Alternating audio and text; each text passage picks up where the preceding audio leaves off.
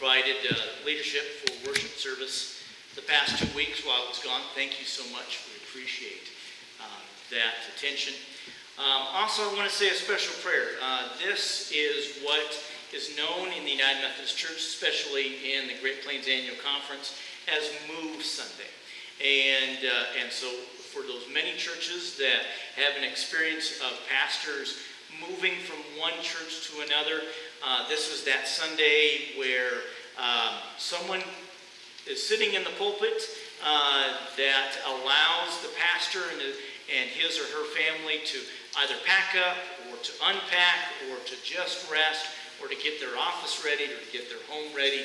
And so we lift up so many of those churches in the Great Plains Annual Conference that are going through that transition and are saying, mourning the loss of a pastor and then getting ready to say hello to a new pastor next week. As I mentioned, we just got back from vacation. And one of the things that I asked my family as we were coming back on the last day, I said to them, what was your favorite part of the vacation? And one thing that was kind of interesting is that each one of us identified something different. So I guess that was a good part about the vacation. Everyone was satisfied in their own unique way. For me, I had many that was my favorite part. But one was my love of college football. I got the opportunity to see the stadiums of the University of Wyoming, Boise State College, University of Utah, and even though I didn't get to see these stadiums, we drove right by the towns of Eugene and Corvallis, Oregon. University of Oregon and Corvallis, obviously where Mike Riley just came from, Oregon State. We drove right by those communities. Probably the highlight for me of college football was just barely missing this stadium, Levi Stadium, just outside of San Francisco. I say that I missed it because my family was insisting that I concentrate on the interstate traffic in California, so I didn't get to see the stadium. Levi Stadium might sound familiar to you. That was the site of last year's Foster Farms Bowl, where Nebraska defeated UCLA. For pro football fans, it was the site of Super Bowl 50, which the Broncos won. So when I came across this story that I'm about to share with you, I thought about those experiences of seeing those football stadiums. The story goes like this. The coach of the Detroit Lions had put together the perfect football team, but then his quarterback got blindsided and was out for the season with a knee injury. Then his backup went down with a concussion. He tried the trading route, free agents, but nobody any good was available. One evening while watching the news from Iraq, he saw a young Iraqi soldier with an amazing arm. The soldier rifled a grenade with a perfect arc into a fourth-story window from 100 yards out. Bam. He tossed another directly into a tight group of 12 enemy fighters 80 yards away. Kabam. Then a Humvee pass going 60 kilometers per hour. Boom, another perfect shot.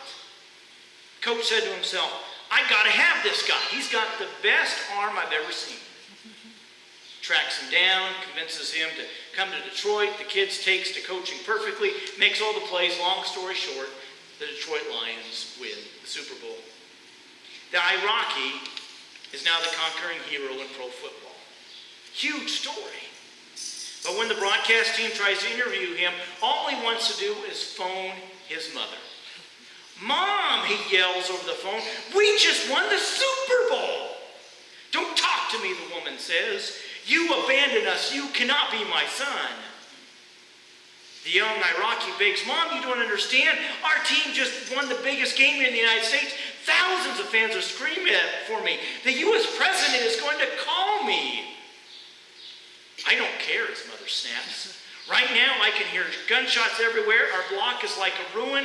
Your brothers were beaten half to death last night, and your sister was nearly raped. And then she says, I can never forgive you for making us move to Detroit.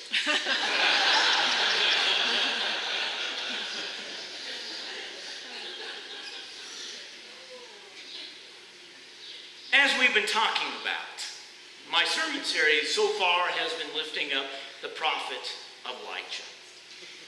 And the passages that we have been lifting up Sunday after Sunday sure make the analogy of football quite apt.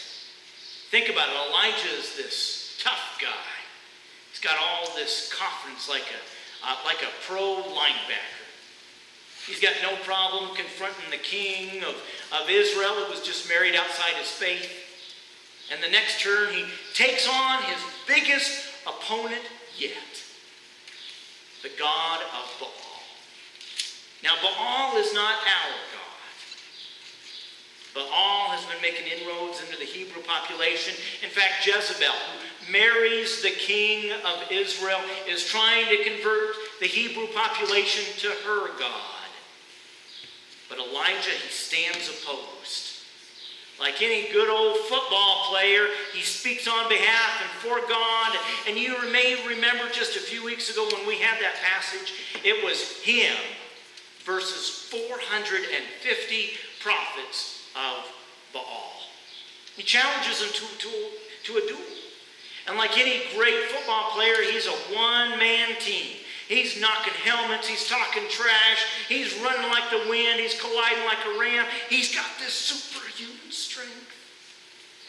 Single-handedly, he defeats these so-called prophets. And we can just imagine him being thrust onto the shoulders of his teammates carrying away the MVP trophy. This is Elijah on the field. But what we don't see is the man in the locker room, gingerly taking off the tape and the padding, wincing as he undresses, seeking refuge from his pain on the trainer's table or the whirlpool or maybe even opioid medication. If we saw him in the locker room, we would see a man of great pain and exhaustion.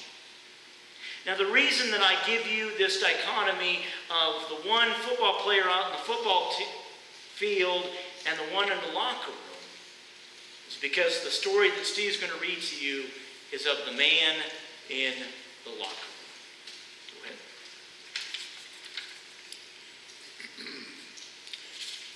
Well, our reading today is taken from 1 Kings, the 19th chapter, verses 1 through 15. And it starts out, King Ahab told his wife Jezebel everything that Elijah had done and how he had put to death all the prophets of Baal to death. She sent a message to Elijah, "May the God strike me dead if by this time tomorrow I don't do the same thing to you that you did to the prophets." Elijah was afraid and fled for his life. He took his servant and went to Beersheba in Judah. Leaving the servant there, Elijah walked a whole day into the wilderness. He stopped and sat down in the shade of a tree and wished he would die. "It's too much, Lord," he prayed. "Take away my life. I might as well be dead." He lay down under the tree and fell asleep. Suddenly an angel touched him and said, "Wake up and eat." He looked around and saw a loaf of bread and a jar of water near his head. He ate and drank and lay down again. The Lord's angel returned and woke him up a second time, saying, "Get up and eat, or the trip will be too much for you." Elijah got up, ate, drank, and the food gave him enough strength to walk 40 days to Sinai, the holy mountain. There he went into a cave to spend the night. Suddenly the Lord spoke to him, "Elijah, what are you doing here?" He answered, "Lord God Almighty, I have always served you, you alone. But the people of Israel have broken their covenant with you, torn down your altars, and killed all your prophets. I'm the only one left, and they're trying to kill me." "Go out and stand before me on the top of the mountain," the Lord said to him.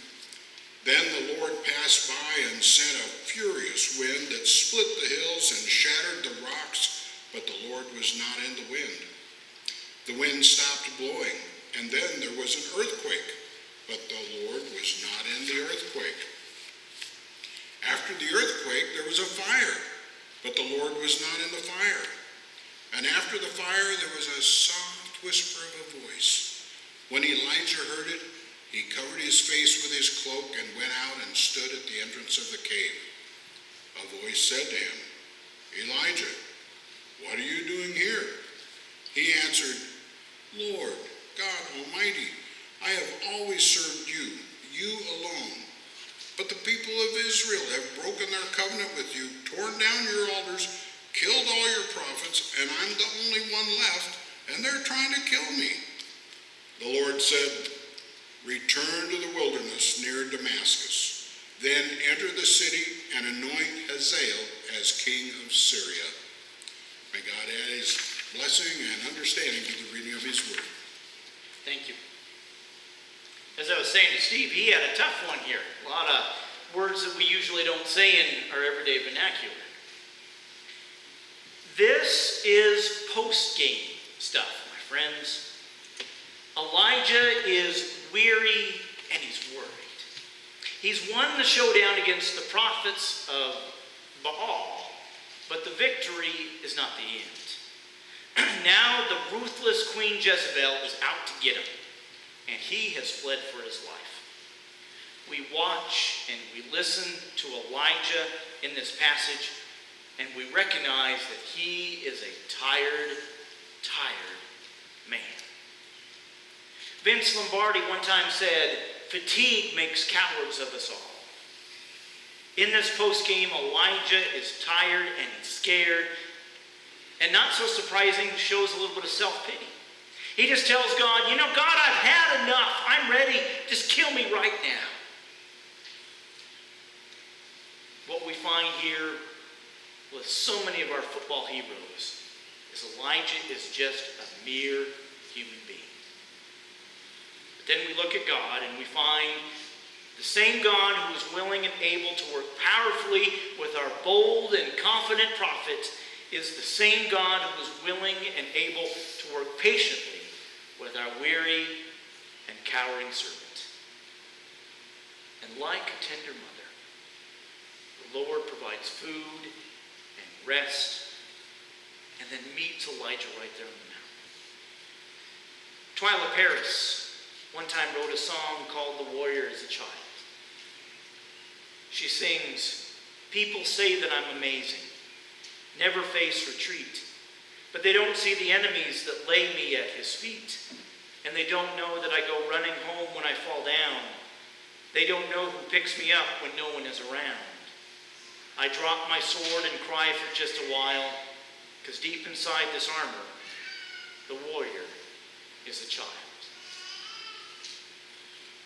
Elijah, he doesn't need the burning bush that was a way to convince Moses. Elijah doesn't need the parting of the Red Sea that convinced the Hebrew people.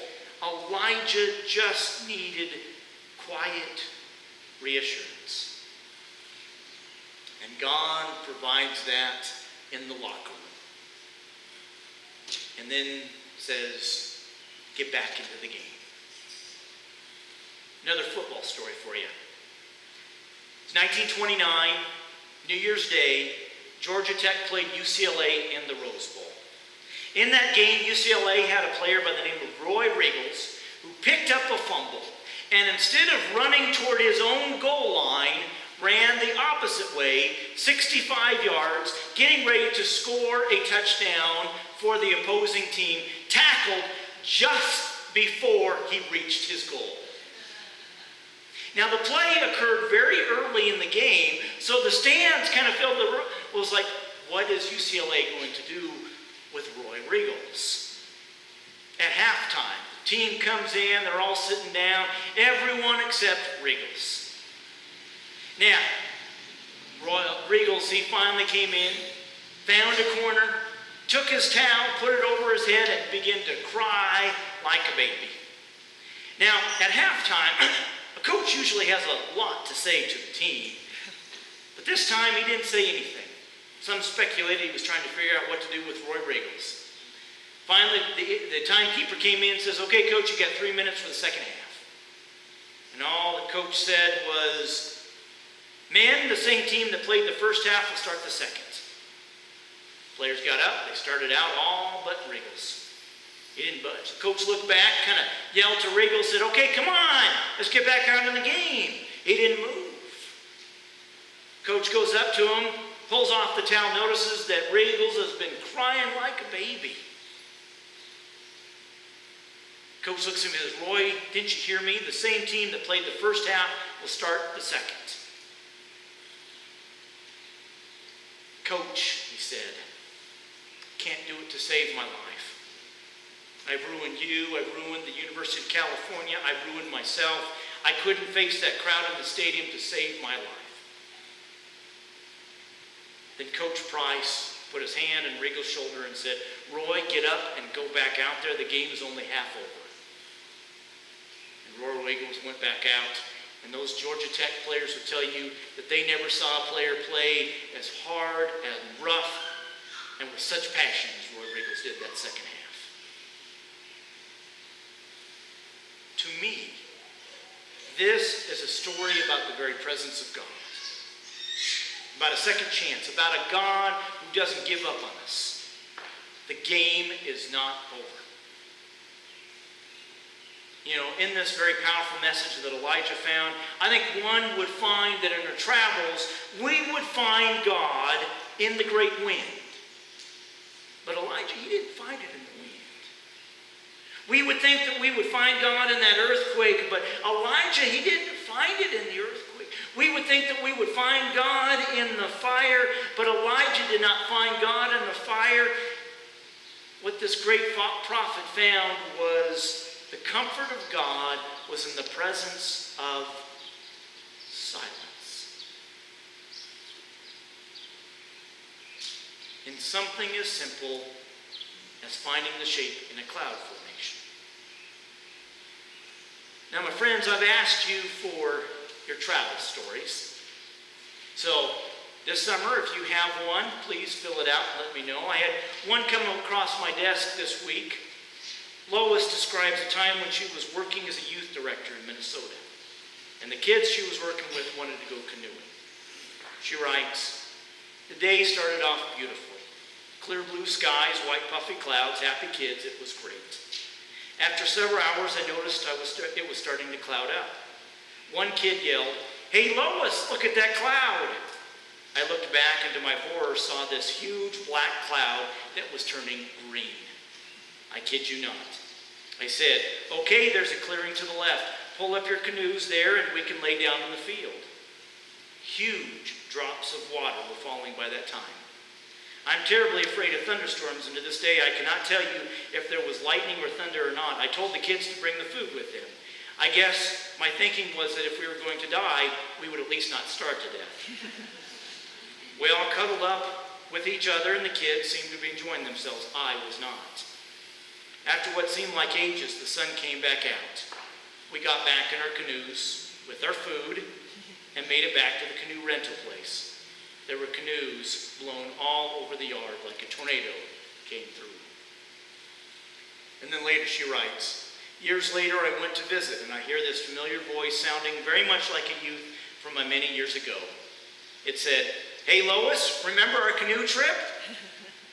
She said, 'I did.'"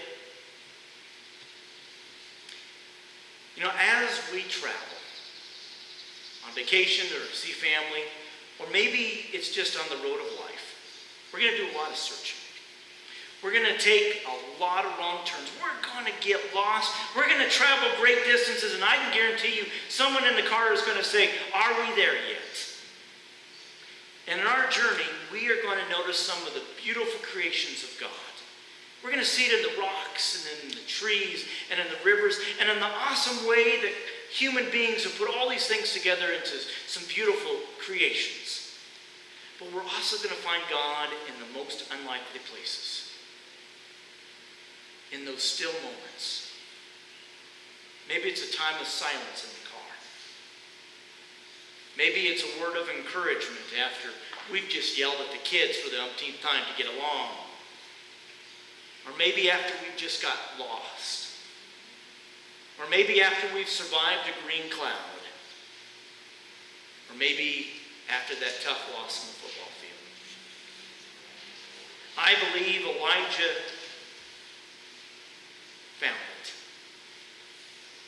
In those still, silent moments. And then as Elijah rested, he found encouragement enough to get back in the game. I want to share one final story with you. It was the hottest days. I think this story fits well with our situation. It was the dry season. Hadn't rained much. Crops were dying. Cows quit giving milk. Streams were dying. When everything was said and done, 7 families went bankrupt. Every day the Wilson family would do the same thing to get water to their farms. They'd go take the truck to the water rendering plant, they'd get their water, they'd bring it back. But finally, after water rationing, everything was cut off. If they didn't see some rain soon, they would lose everything. But it was on that day that the Wilsons learned the true lesson and the true miracle that you can only see with one's own eyes. Betty Wilson was busy. She was making sandwiches for her husband and his brothers when she noticed that her 6-year-old son, Billy, just had this incredible focus. All she saw was his back, and he just, instead of kind of having the carefree abandon of a youth, he walked with single focus right into the woods. And he'd be in there for a few minutes, and then he'd come sprinting towards the house. Not thinking anything of it. After a few minutes later, the kid would just kind of walk very single-handedly, right and very stiffly right into the woods. Well, Betty Wilson was busy making sandwiches, and so she continued to do that. And then after a while, after seeing this for about an hour of just going very stiffly right into the woods and then running back to the house, she thought, I'm going to go see what my son is doing. So she kind of snuck around and she kind of followed her son, and she noticed that he had some water. He kind of cupped his hands, and he was just kind of walking real stiffly into the woods. And as he was going into the woods, the branches and the thorns were hitting him, but it's all right. The kid just continued to walk real stiffly with water in there. And Betty Wilson said she kind of hid as she was kind of watching this. And then she saw it. Some deer. Now, first she was quite scared because there was a buck right there very closely to her son, but the buck didn't do anything as the son kind of knelted down, and there was a fawn right there in the ground. Kind of gently picked up its head and slurped all the water that was cupped into the hands. And with that, then the son, he ran back to the house and opened up the spigot all the way. Well, they had turned that water off on that spigot because of the water rationing, and so he had to sit there and just kind of take about 20 minutes for it to drip, drip, drip all the water right into his cupped hands. As Betty Wilson was watching this, everything came into focus. She remembered how he got in trouble the week before for playing in the hose. The lecture about the importance of not wasting water. The reason he didn't ask for help. And after finally getting enough water into the cupped hands, he turned around and saw his mom right there. And the first thing he says was, I'm not wasting. I'm not wasting.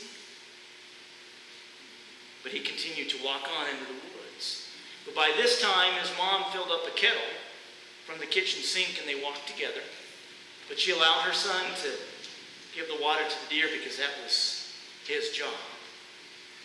And then Betty Wilson writes, as the tears rolled down my face and began to hit the ground, they were suddenly joined by other drops and more drops and more. And when I looked up at the sky, it was as if God was weeping with pride. You know, there are many things that I love about this passage. I love the way that God comes not in the shouts, but in the silence. I love how the angel continually prods Elijah to eat. I love that God allows Elijah to rest. And I certainly love the closeness and immanence of God in this passage. But what I ultimately love is how God works in our life to bring comfort and peace and even a little nudge in the walk of life. And I think that's a real blessing. And that's the image that I can see in the cloud up ahead. Amen.